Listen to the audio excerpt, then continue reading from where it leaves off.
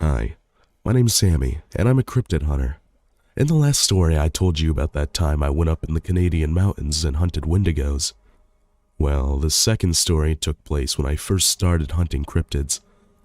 And this is why I wanted to stay a hunter. Some advice I have for some new and aspiring hunters is that you should never hunt alone.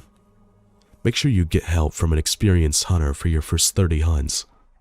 My mentor was a man named Harold, and he's been a hunter for 20 years. And let me tell you, being a hunter for that long means you're doing something right. One day Harold looked at me and told me that we were hunting something like nothing I'd ever hunted before. I didn't ask any questions. We hopped into the truck and headed towards our destination, which was somewhere near West Virginia, and at that point, I'd already started garnering suspicions of what we were hunting. When we had pulled up to this little town, it was at that point that I knew what we were hunting.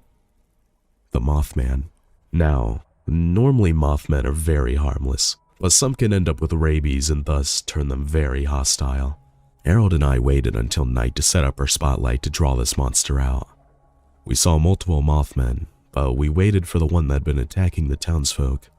As we loaded our weapons, we saw the one we were hunting start flying down at us at full speed. We started shooting at its wings to assure that it wouldn't be flying around while we shot it, and once it landed, it jumped on me and started to bite my head off.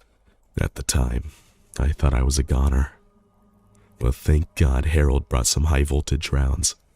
Harold blew that fucker's eyes wide open, which allowed me to get away from it. But at that very moment, some random redneck middle-aged white man ran out of his house with a bat. Like that would do anything. Poor bastard didn't even stand a chance. The Mothman ripped that guy's leg clean off, and at that moment I grabbed the shotgun in the trunk of the truck and started to unload into the beast's back, killing it very slowly. Once it was dead, we treated the wounds of the man and got him to the hospital. But what Harold did to cryptids he'd killed, he would take the organs out and stuff it with wool and then sell it to someone outside of the country. I really disliked that. After that, I started to buy more advanced gear to deal with these cryptids, and began going to the gun range for some practice.